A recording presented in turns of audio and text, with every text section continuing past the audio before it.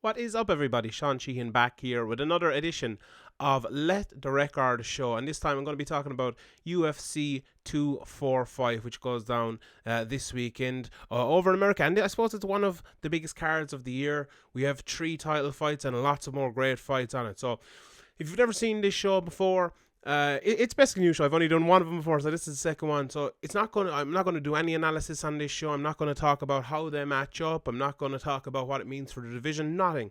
I'm gonna look at the records, pure and simple. And for the top 3 fights, I'm going to take a deep look at the record. I'm going to look at all their fights, look at their, what they line up as, how many wins, how many losses, how they've lost, and things like that. And I'm going to do a quick run through the rest of the card as well. So what I'm going to do here is I'm going to pull up Wikipedia, I'm going to pull up Topology, and I'm going to look at straight through the record. So let's get straight into it. And the first thing I want to do here is I want to have a look at Wikipedia. And let's do the Wikipedia test here, because, my bird just jumps up there. Lots of times when we look at these cards, we look and say, oh, this guy doesn't have a Wikipedia page, this girl doesn't have a Wikipedia page, and so they're not known. But this card is pretty good. Only 3 people on the whole card don't have Wikipedia pages. So Chase Hooper, Vivian Araujo, and Puneles Soriano there don't have Wikipedia pages. So the rest of the card is full. It's all Wikipedia pages. So I suppose that's a good side straight away. So this card, obviously UFC 245, headlined by Kamaru Usman versus Colby Covington, going down at the T-Mobile Arena on the 14th of December. So let's jump over here to Topology, and we'll have a quick look through the card. Let's start with the main event. Obviously, for the 170-pound title at welterweight, it's going to be 5-minute rounds. And it's funny because you look at the records.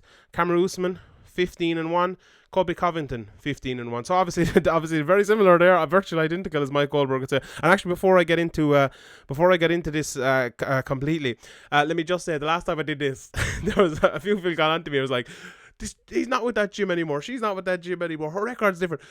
Okay, this is Topology's job. Get on to them. So, but I'm just gonna read what's on Topology, and actually feel free to let me know if, like, let's say Usman or Covington or Aldo, whoever, if they've moved gym, let me know. I'll retweet it, and we can spread the word. I'll update the YouTube bio anyway, and things like that. So we can do it that way as well. So feel free to see me on them. But as you know, I'm just reading. I'm like Ron Burgundy. I'm just reading reading what's there. So let's have a look at it again. So let's look at the champion, Kamaru Usman, first, and his record, obviously 15-1, as I mentioned earlier on. Current streak, he's on 50. How's he on a 15-win streak if he's 15-1? But however, fighting obviously out of Boca Raton, Florida, under Henry Hooft, born in 1987, so that makes him 32 years of age, 6 foot tall, with a reach of 77.5 centimeters. So let's look at his last few fights here. First of all, and obviously the last fight was against Tyron Woodley. In that fight, we all know that he dominated and won the title, and beaten Tyron Woodley over 5 rounds by unanimous decision. Before that was a former UFC lightweight champion, Rafael Dos Anjos, who we also went to a decision with, and that obviously brought him to he went into that fight with 13-1, and exited as 14-1. Before that then was Damian Maia, obviously a former title challenger in the UFC, a decision win against him as well, the cancelled bout against Santiago Ponzinibbio. And then before that, I suppose, was his build to becoming a top fighter. As we see, like, just a quick look at those top 3 fights again, all former champions are title challengers. Before that, Emil Meek, one of the top guys coming up through the division at the time with him, and obviously he won that fight and went on, and Meek really hasn't been there yet. And you look at that record there, those 4 wins, 4 unanimous decision wins, and it was before that he knocked out Sergio Moraes in round 1 with a punch. Then it was a unanimous decision over Sean Strickland. He beat Warley Alves as well by decision, and Alexander Yakovlev. He actually mentioned yesterday as well Leon Edwards here. He said that was his toughest win. So Leon Edwards into that fight is 10-2, which is obviously a very, very good record. And that was obviously a top win for him by unanimous decision as well.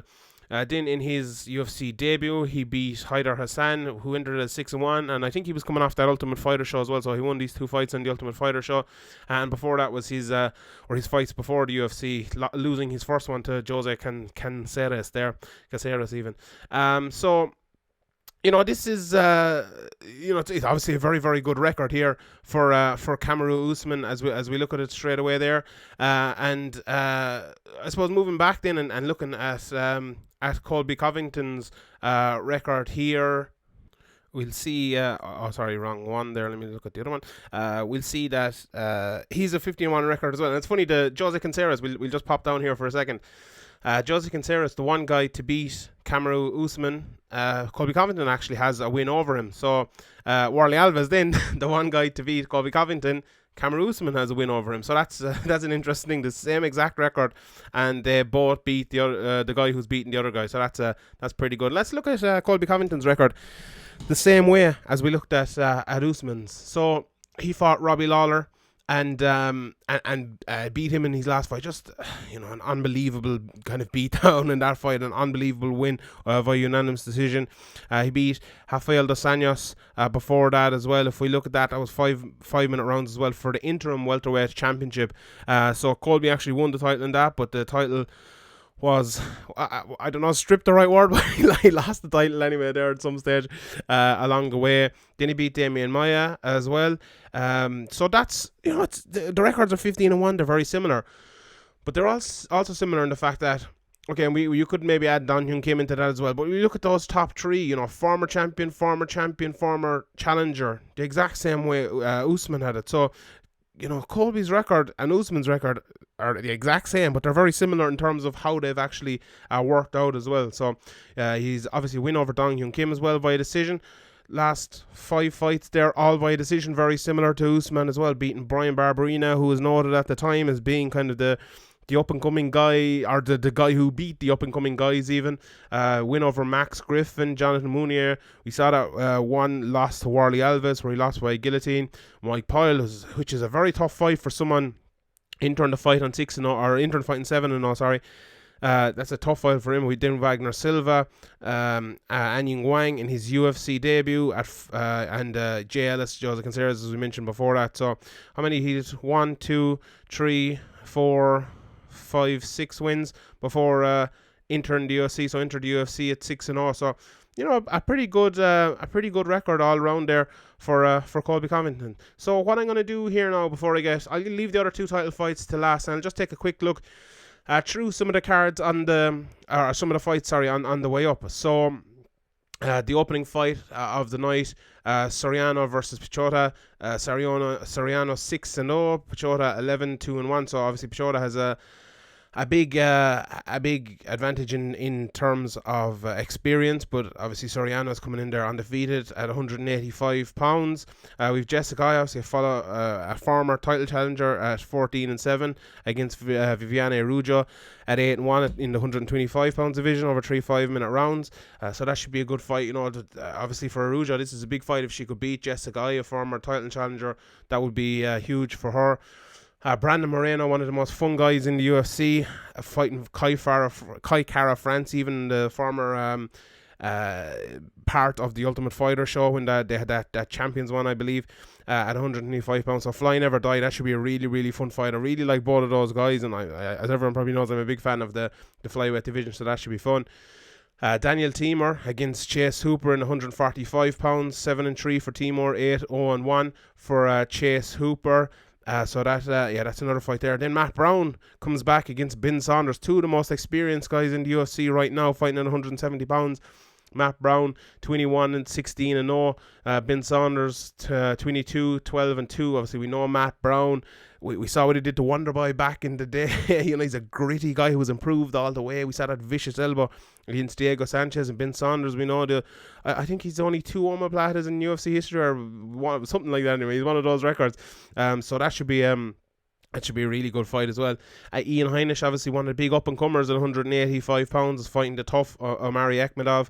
Ian Heinisch 13-2, Akhmedov 19-4-1. Ketlen Vieira could be the next title challenger at 135 pounds. I'm sure she'll be keeping an eye on the semi-main event, as they'd say in the States, against Irina Aldana, one of the top prospects who's come through in the last while. She's 11-5, so maybe not the best record in the world, but she's taken her losses, but she's come back and she's done well over the last while. So this is a big fight for Aldana. It's a big fight because if she beats Ketlen Vieira, she's probably putting herself in the mix there. And for Ketlen Vieira, if she wins this, it's hard to deny her the next title shot. But with 145 pound and 135 pound having the same champion in Manny Nunes, that's it's obviously one to keep an eye on. And then we've Mike Perry versus Jeff Neal. Jeff Neal, one of the top prospects as well, coming through at 175 pounds. Mike Perry, a really fun guy. Maybe not the most well-rounded guy in the world, but I think he's improving a lot, and he hits really heavily, and always fun to watch. 13-5 Mike Perry, 12-2 for Jeff Neal. Then we have onto the main card. That's the headline and prelim, so that should be a fun fight. And onto the main card, Uriah Faber at 135 pounds. He's 35-10-0, fighting Petr Yan at 13-1. We saw Yan over his last few fights, just a fantastic fighter coming through. One of probably the top prospect in the world for me. Although, can you call him a prospect anymore when he's when he's one of the is he ranked number 5 here for Topology? So, like for Uriah Faber, we talked about this on the podcast, and this is obviously not one of those shows where I talk about the breakdown of the fight or anything, but this is a very, very tough fight for Uriah Faber, and there's a lot of meaning in this fight. And look, we'll take a quick look at Uriah Faber's record here while we have him, just to see some of the names he has fought. Look, the ones recently maybe a little bit different, but let's go back. Dominic Cruz, Frankie Edgar, Yuri Alcantara, Michael McDonald, who was a top prospect at the time. Hinan Barao was the champion in that fight. Hinan Barao again. Dominic Cruz again. Eddie Wineland was a title challenger around then. Jose Aldo, Rafael Assunção, Mike Brown, a champion. Jens Pulver, former UFC champion. Mike Brown again. Jens Pulver again. Jeff Korn around for a long time. Dominic Cruz yet again. Bibiano Fernandez. If you only watch the UFC, you might know him, but a tough guy, been around for years and years and years. Look at all these guys. Ivan Minjavar, Tyson Griffin, he lost to him early doors.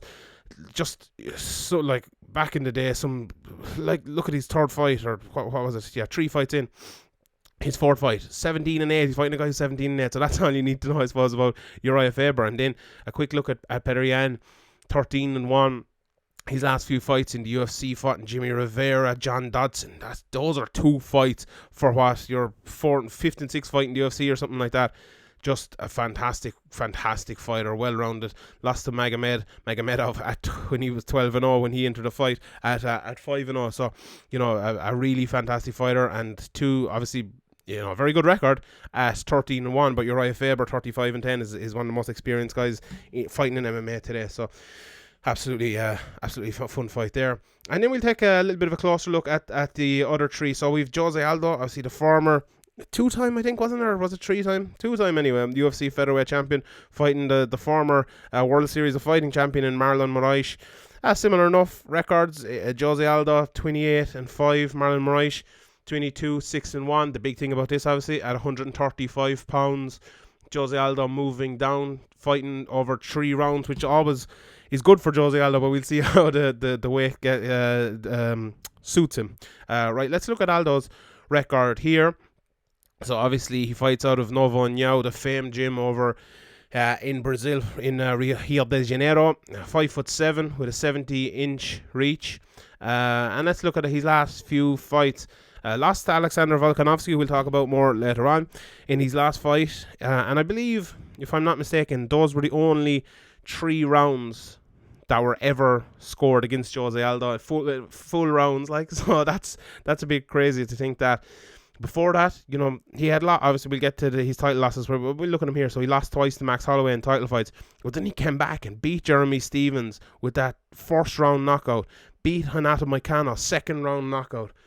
like that tells you all you need to know about Jose Aldo, coming back from them losses and getting those 2 losses. And it'll tell you again the exact same thing. Lost to Conor McGregor in 13 seconds. Funnily enough, I actually think it's on the 12th of the 12th. So we've the 12th of the 12th today. So it's exactly 4 years ago today in 13 seconds. But what did he do? He came back and beat Frank Edgar. Absolutely beat him down easily in that fight. That tells you all you need to know about Jose Aldo. Chad Mendes, Ricardo Lamas, Chan Sung Jung, Frankie Edgar again. And this tells a story as well. Edgar, coke twice. Lots of injuries. Lots of time falling out of fights. Anthony Pettis there as well. It was a cancelled bout. Chad Mendes before that, Kenny Flory and Mark Hominick, and then we're getting back to these WEC days where he was absolutely a brilliant fighter. Manny Gamborian, Uriah Faber, Mike Brown, Cub Swanson. You can look at all the names there, Jonathan Brookings, and loads more as well. We'll take a quick look as well at Aldo's finishing record. So he's 28-5, obviously, in terms of wins and losses. So his wins have come by TKO, 16 of those. 2 by submission and 10 by a decision. So, not that many submissions for Jose Aldo in terms of winning that way. And lots of KOs and lots of decisions more recently. Again, then his losses, 3 by KO, 1 by submission. That was the one very early, I believe, and 1 by decision. Let's just go up there again and look at the one early. I think that was the one by submission. Has he been submitted in any other fights? Let's just take a quick look. No, that was a knockout. Yeah. So it was the early one. So let's go back and look at Marlon Moraes, 22-6-1. Obviously fighting out of the Armory. I believe that's is that Mark Henry's gym, or maybe he's in a different gym now. So the Armory is the one there anyway. It's fighting out of Florida, so maybe not. 5'6" in height. His reach is 66.5. So let's look at his record. Lost to Henry Cejudo in his last fight. A very good performance by Henry Cejudo to come back. I believe, if memory serves me right, Moraes was kind of winning that fight early, and Henry Cejudo took over. But coming into the UFC, beating Rafael Assunção guillotine in the first round is a tremendous win. Knocking out Jimmy Rivera after 33 seconds was one of the knockouts of the year. It was the Germain Sterling one I was actually thinking of, was one of the knockouts of the year, but that was a big knockout as well. After 1 minute and 7 seconds, he knocked out Germain Sterling with that big knee, and beat John Dodson as well in a fight, which was obviously very close. John Dodson seems to be one of those lads who's always in close fights, but beat Rafael Assunção as well. Lost to Rafael Assunção, but beat him the second time they met. And then we get back to his World Series of Fighting days, and maybe names you wouldn't know that well here. Josh Hill, Josnando Silva, Joe Barrios, but all look good records there. 25-4, 14-1, 12-1. Shaman Moraes, who we know we've seen in the UFC. Josh Hill again, Cody Bollinger we've seen in the UFC as well, and you can look at all those other names there. Tyson Nam, who we'd know, Mikael Torres, who was 40-5 fighting him in his 13-12 fight, and then you see the other names here as well early in his career. So 22-6-1, obviously, as we said, and then his wins have come by 10 by KO, 6 by submission, and 6 by decision. So a good spread there for Moraes, and his losses have been 3 by KO and 2 by submission, 1 by decision. So that's Marlon Moraes. Right, let's look at the 2 title fights that we haven't looked at yet. Obviously, we looked at Usman versus Covington. Let's look at Amanda Nunes versus Germain de Randamie. First of all, Amanda Nunes, 18-4, Germain de Randamie 9-3, so a little bit of an advantage there for Amanda Nunes. 135-pound bantamweight title, 5 rounds. So Amanda Nunes we'll take a look at first. Obviously the 135-pound and 145-pound champion fighting out of MMA Masters. I think she's fighting out of ATT, isn't she? If I'm not mistaken. I'm not the best with gyms, as people who listen to the podcast probably know. 5'7", 69-inch reach. Her last few fights have just been amazing. Holly Holm, round 1, KO. Chris Cyborg, the greatest of all time when she fought her. 51 seconds she knocked her out. Raquel Pennington finished her with 2.5 minutes left in the 5th round. Valentina Shevchenko, very tight, close fight. Won a split decision against her. Ronda Rousey, probably her most famous win, without a shadow of a doubt, even her most famous win. Miesha Tate, she just beat down Miesha Tate as well to win the title. And then before that, she had another fight against Valentina Shevchenko. She had Sarah McMahon, a strong wrestler, and Shayna Baszler. So she's won all those fights in a row. 1, 2, 3, 4, 5, 6, 7, 8, 9 fights in a row. Does that say that 9-5 win streak at the top? It does. Yeah, so I'm right, I can count. And that's, it's been maybe the greatest run in women's MMA history. If Ronda Rousey has to be up there as well. I think sometimes we underestimate Ronda Rousey, but our last loss was to Kat Zingano back in 2014. She lost by ground and pound in the third round after winning the first two, I believe, if memory serves me right again. Then the Germain the first fight, so obviously this is a rematch. Watch that fight over in the rewatch this week on Patreon if you wanna see it or want to hear me talk about it. She beat Sheila Gaff before that. Then lost to Sarah Delalio. Beat Raquel Canuto, lost to Alexis Davis in her first few fights. Then she fought Julia Budd, who's the Bellator champion right now, if I'm not mistaken again. And you'll see the other ones there. Obviously 18-4, and her wins came via KO 13, submission 3, decision 2, and her losses 2 by KO, 1 by submission, 1 by decision. So a bit of a spread there as well, but lots of in the win column, mostly KO. So if you're looking at back at Amanda Nunes, maybe the KOs are the way to go. Then we look at Germain Durandamy. 9-3 as I mentioned, fighting over in the American Kickboxing Academy. She's fighting out of AK. Well, I didn't know that, but I think she said she brought people out to the Netherlands to train with her as well. So 5'10", 72.5 inch reach, and we look at her record here. Her last few fights, Aspen Ladd, obviously that questionable stoppage, but she hit her with a big shot and won that fight in 16 seconds. Raquel Pennington beat her via decision. She's had a few fights fall out there as well. Holly Holmes, she won the 145 pounds title in that, the vacant one, the first ever, I believe, but that was another controversial fight.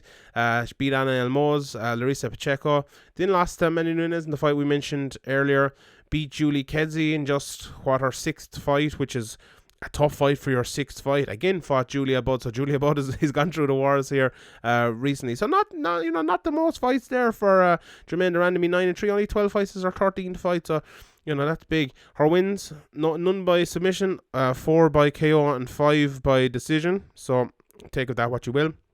And her losses, 1 each, 1 by KO, 1 by submission, 1 by decision. So I'm looking forward to that fight. Should be fun. And the last fight here we look at is Max Holloway versus Alexander Volkanovski for the featherweight title. Max Holloway, 21-4. Alexander Volkanovski just one less win, 20-1.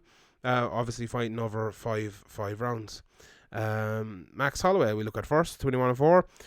Fighting out of Gracie Technics. He's I believe that's in Hawaii, so he's Winai, Hawaii. So 5'11" with a 69-3. Now this has been talked about this week, so 69-3. Let's remember that for when we get to his opponent in a second. So his last few fights, beat Frankie Edgar in a dominating fashion in his last fight. Lost to Dustin Poirier, obviously up at lightweight before that. Beat Brian Ortega before that as well, and then beat Jose Aldo twice. Obviously had a few fights fall out here, Edgar, Magomedov, Ortega, which derailed him a little bit between 2017 and 2018, almost the same date there around this time. I'm looking at the American dates, so they're gone backwards. What's it, 18 months?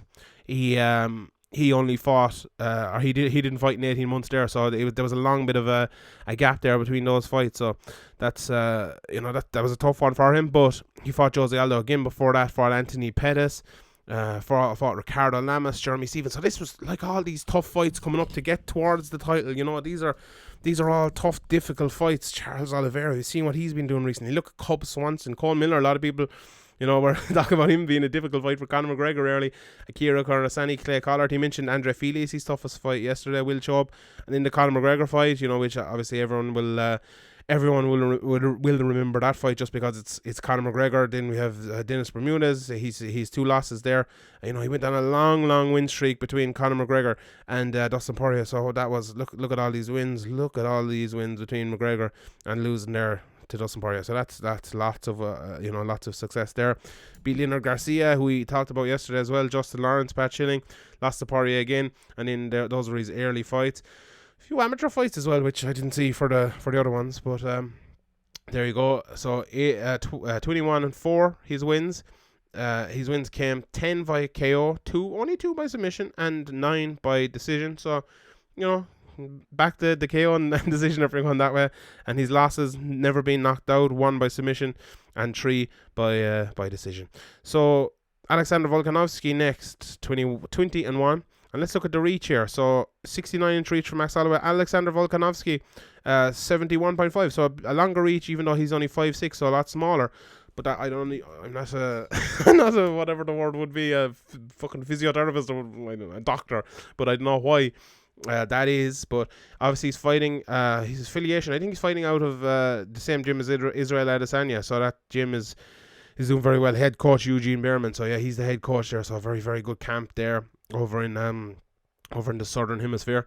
I always say, I never say Australia or New Zealand, because I'm not sure which one it's in, and then they'll all get offended. Hi, it's in Australia when you're talking about New Zealand, but I'd be the same if they said I was in England. But okay, so the last few fights, we talked about the Jose Aldo fight earlier, a really, really dominating win there. Beat Chad Mendes before that, and when anyone beats Jose Aldo and Chad Mendes, and I think has only two people done that. Max Holloway did as well, didn't he? I think he did. Did Max Holloway fight Chad Mendes? Oh, I got mad. But yeah, let's look at that. I can't just leave that be. Max Holloway fight Chad Mendes? He didn't, did he? No, he didn't. So only two people have done it, if I'm not wrong. Conor McGregor and Alexander Volkanovski. So that's obviously a big win there. Beating someone like a Chad Mendes is a huge win. Obviously beating Aldo is massive.